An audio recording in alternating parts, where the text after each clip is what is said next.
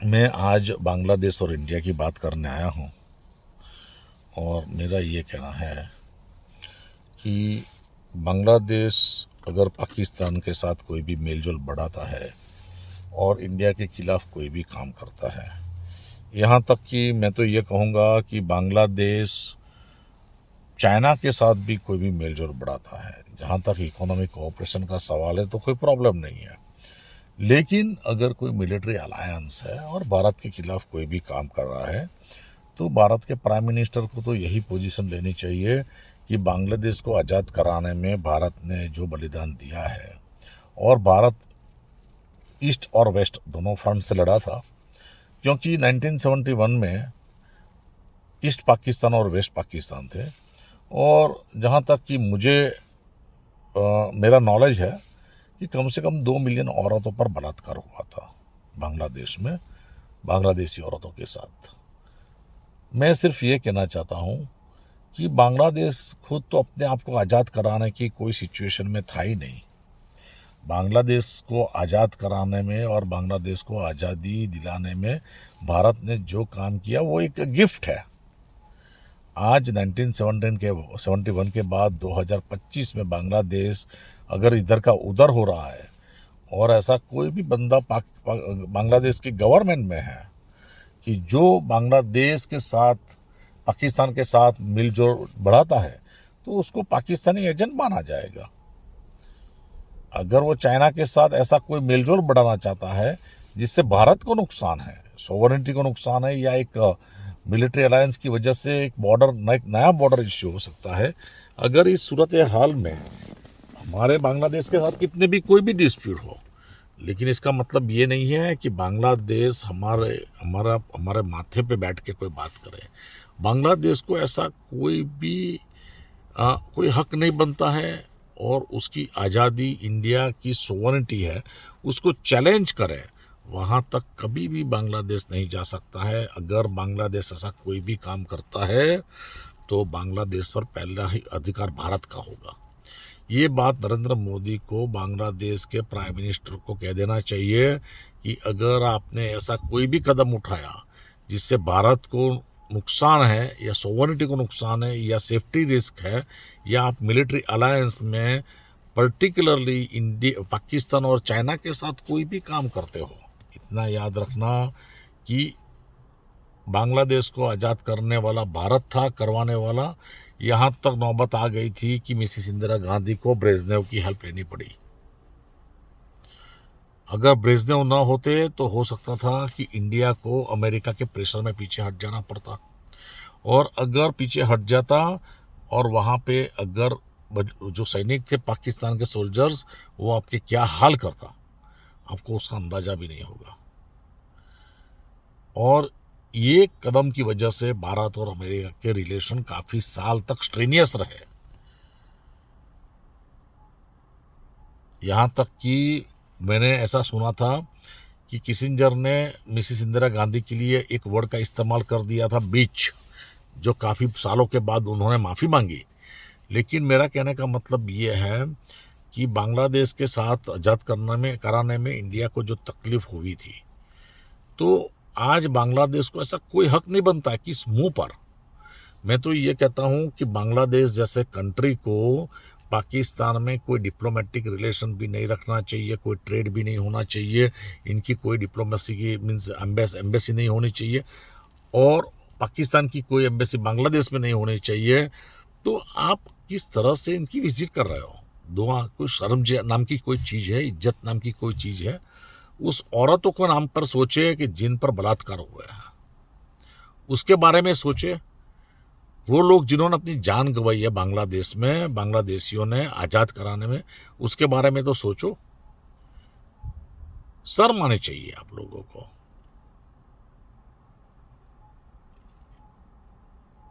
आप इस्लाम के नाम पर भी एक नहीं हो सकते हो, पर्टिकुलरली काफ़ी कंट्रीज है, लेकिन इस्लाम के नाम पर भी एक नहीं हो सकते हो जहां तक बांग्लादेश और पाकिस्तान का सवाल है।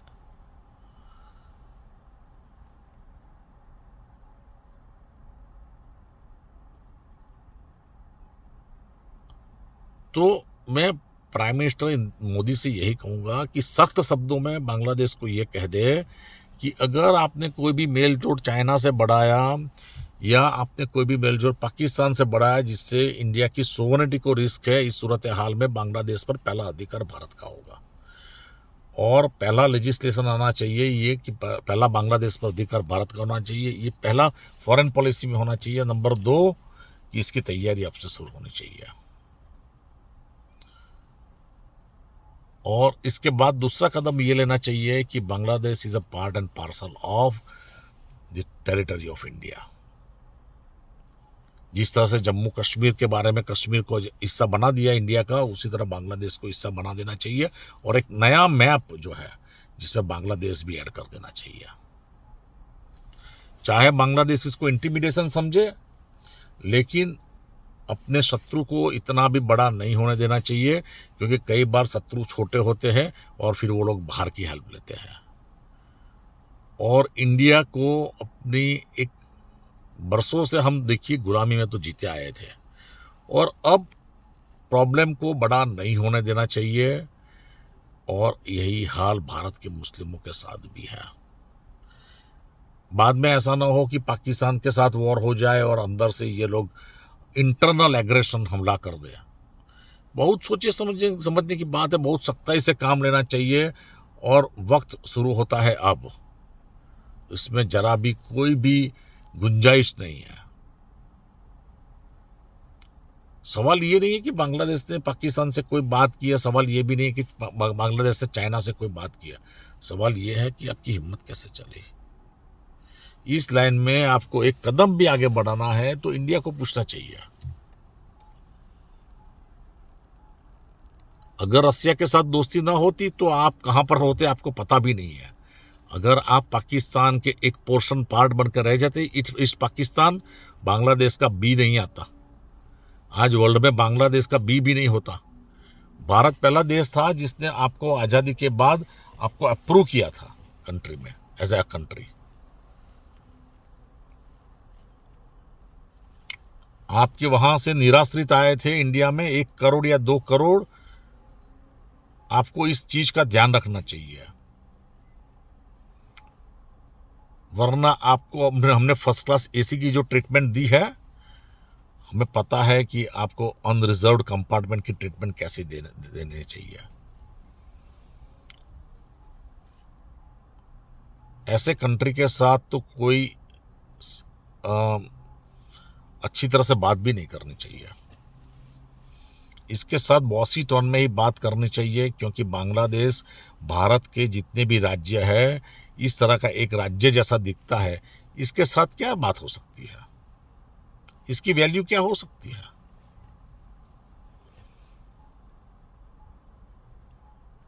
बांग्लादेश जैसे कंट्री को या नेपाल जैसे कंट्री को या श्रीलंका जैसे कंट्री को तो रिक्वेस्ट करनी चाहिए इंडिया को कि please consider as a part and parcel और इंटीग्रल पार्ट ऑफ इंडिया। चाहे हमारी सोवरेनिटी अलग रहे, लेकिन आपकी करेंसी हमारे वहाँ चलनी चाहिए।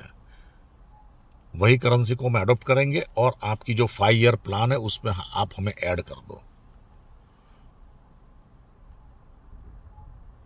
आज श्रीलंका बैंकरप्ट हो गया,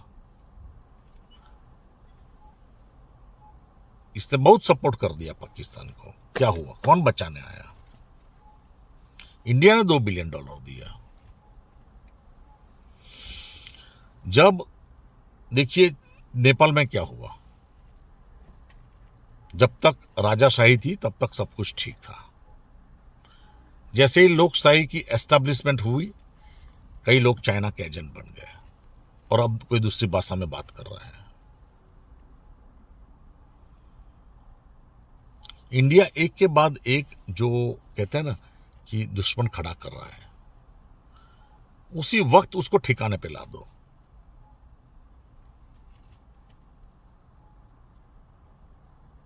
आज मैं ये कहता हूं कि कंपूचिया हो या कंबोडिया हो या वियतनाम हो या फिलीपींस हो या मलेशिया हो और इंडोनेशिया हो या बर्मा हो, किसी ताकत है कि चाइना के साथ चूंकि चाह करे।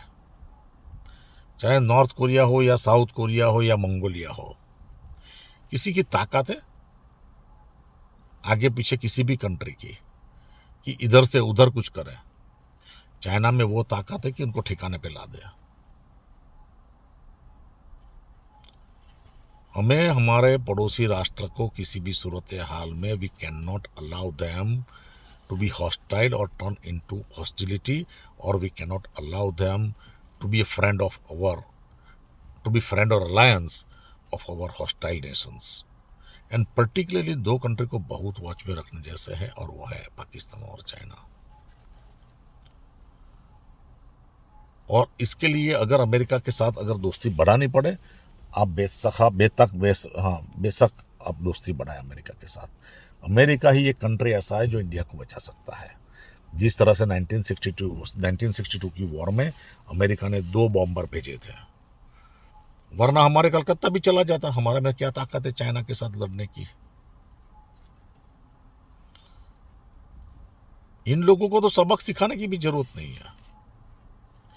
इन लोगों को तो अमेरिका की प्रेजेंस ही काफी है। और आज हमने सुना है कि बगराम एयरपोर्ट के पास अमेरिकन एयरबेस लग गया है। मैं कहता हूं बहुत बड़ा कदम है। इतना बड़ा कदम है कि इस कदम से बहुत ही राहत हो जाएगी, बहुत फर्क पड़ जाएगा। और अमेरिका से अलायंस बढ़ाए, रसिया के साथ दोस्ती रखे। रसिया के साथ हमारी जो दोस्ती है वो अनब्रेकेबल बॉन्ड है। Live together and die together, कोई प्रॉब्लम नहीं है उसमें। लेकिन अमेरिका के साथ जो हमारी दोस्ती है वो उसका एक प्रकार अलग है। अमेरिका की जो दोस्ती है उसमें एक ऐसी चीज़ है कि कोई भी नोबल कोर्स है, इसमें अमेरिका को पूरा साथ दे। जहाँ तक रसिया अफेक्टेड नहीं है और दूसरे कोई भी नोबल कोर्स है, उसमें अमेरिका के साथ रही है, सोल्जर्स से लेके कोई भी चीज़। और दूसरी बात कि जहाँ तक चाइना का सवाल है, अमेरिका के साथ रही है। America, Australia, Japan. ये इसीलिए जरूरी है बैलेंस ऑफ पावर के लिए, कि वरना अगर थोड़ी भी गलती की तो हमारी हैकड़ी निकल जाएगी। क्योंकि देखिए, बॉर्डरिंग कंट्री जब दुश्मन बन जाते हैं जैसे कि चाइना और पाकिस्तान, तो जोखिम बढ़ जाता है, मिसाइल को रोकना मुश्किल हो जाता है। और जब हमारा दुश्मन इकोनॉमिकली डाउन हो तो खतरा और बढ़ जाता है, जिसमें पाकिस्तान का नाम है।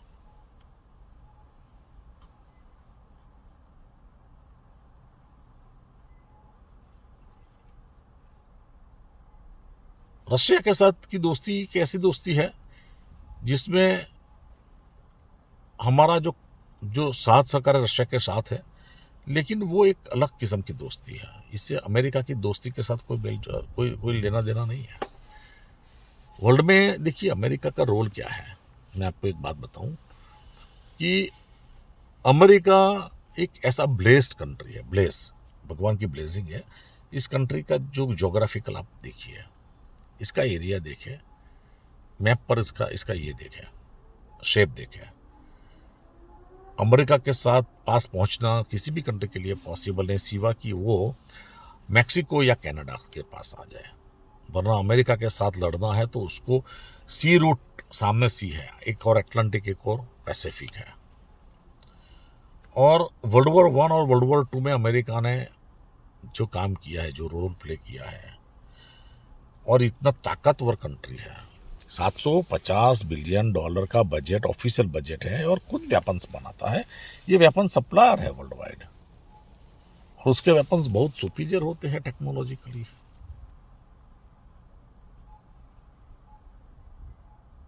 तो अमेरिका वर्ल्ड में कितनी जगह पर अपने अड्डे खोले हुए, कितनी जगह पर डेमोक्रेसी मेंटेन कर रहा है। वरना आप सद्दाम हुसैन की बात कर लो, उसको हटाना आसान नहीं था। अफगानिस्तान में कितने साल तक ये लड़ा। तो अमेरिका चाहे तो किसी को भी स्ट्रेट ऑफ करने में, वो खत्म करने में वो ज्यादा वक्त नहीं लगाएगा, उसके पास वो ताकत है। जहां तक इजराइल का सवाल है, इतना छोटा कंट्री है, मेरा सिर्फ यही कहना है, let them live and let them live peacefully. It is a smaller land and smaller population, और इनको पूरा जीने का हक है। They are the settlers, it is their land, उनको जीने दो। बार बार सायरन बज जाते हैं, शादियाँ लोगों की होती है, वहाँ से लोगों को शेल्टर में चले जाना पड़ता है। इनको जीना हराम कर दिया आप लोगों ने, इनको जीने दो। कोई कंट्री अगर ये कहे कि we should live and you should die, ऐसा कैसे हो सकता है? Live and let live. Jewish लोगों को नहीं जीना चाहिए, किसने कह दिया? दे शुड डाई किसने कह दिया? अगर अमेरिका ना होता तो आप बताइए इसराइल की क्या हालत होती? कितना भी कंट्री बढ़िया है, उसके पास कितनी भी टेक्नोलॉजी अच्छी है, लेकिन फिर भी अगर सामने से देखिए, आपने ईरान ने जब मिसाइलें छोड़ी तो कितनी मिसाइल वो इंटरसेप्ट कर सका, काफ़ी मिसाइलें गिरी। और ये तो ठीक है, लेकिन हाइपरसोनिक मिसाइल तो अभी आई भी नहीं है उसके वहाँ। तो आज भी इसराइल सेफ नहीं है। उसका रिस्पेक्ट करें कि भी वी रिस्पेक्ट योर एग्जिस्टेंस। ये कोई बात हुई? इसलिए अमेरिका को सपोर्ट करना, कोऑपरेट करना बहुत जरूरी है। अगर टैरिफ की कोई बात है तो अमेरिका से बात करें कि भाई आप एकदम से टैरिफ ना लगाएं, हम लोग परेशान हो जाएंगे, हम लोग डिपेंडेंट हैं आप पर, क्योंकि आज तक आपने हमसे कोई भाड़ा नहीं लिया था, एकदम से भाड़ा लेना शुरू कर दिया है। अगर आपको ऐसा लगता है कि we are milking your country, तो 5% से शुरू करो, और स्लोली अगर कोई भी है तो हम भी सब सहकार करेंगे। ये तो ये हो गया है कि अमेरिका में एक्सपोर्ट करते जाओ, अमेरिका पे एक्सपोर्ट करते जाओ, और अमेरिका से ही पैसे कमाओ, और उसी में से अपनी डिफेंस इंडस्ट्री बनाओ, और फिर अपनी सुपीरियरिटी एस्टैब्लिश करो, और फिर अमेरिका के सामने दादागिरी करो। यानी कि अमेरिका खुद दूध पिलाए, आप दूध में से जहर बनाओ, और जहर बनाने के बाद काटने का काम अगर पहला करता है वो सांप, अमेरिका को ही काटने की बात है। इस तरह की बात तो नहीं चलती है वर्ल्ड में। और मैं किस कंट्री की तरफ इशारा कर रहा हूं आपको पता चल गया है। तो अमेरिका जो कर रहा है वो ठीक कर रहा है। नुकसान है, सभी कंट्री को नुकसान है, लेकिन आप मिलकर एक फोरम बनाए इंटरनेशनल, और बात करें, और स्मॉल परसेंटेज से बात करें। अमेरिका को चैलेंज ना करें। किसी को उनको भी चैलेंज करना अच्छा नहीं लगता है, लेकिन सिचुएशन ही आ गई है। आज इनका डेट बढ़ गया है ट्रिलियंस में। मैंने सुना है 33 या कितने ट्रिलियंस है। तो आप किसी कंट्री का ट्रिलियंस में बजट बढ़ता है तो वो चलेगा, और ये टैरिफ रखेगा तो नहीं चलेगा। ऐसा थोड़ी चलता है। तो मेरा ये ख्याल है कि डिप्लोमेटिकली बात करें और आप नेगोशिएट करें, तो कोई ना कोई रास्ता निकल जाएगा। बस इसी के साथ thank you very much, have a great day.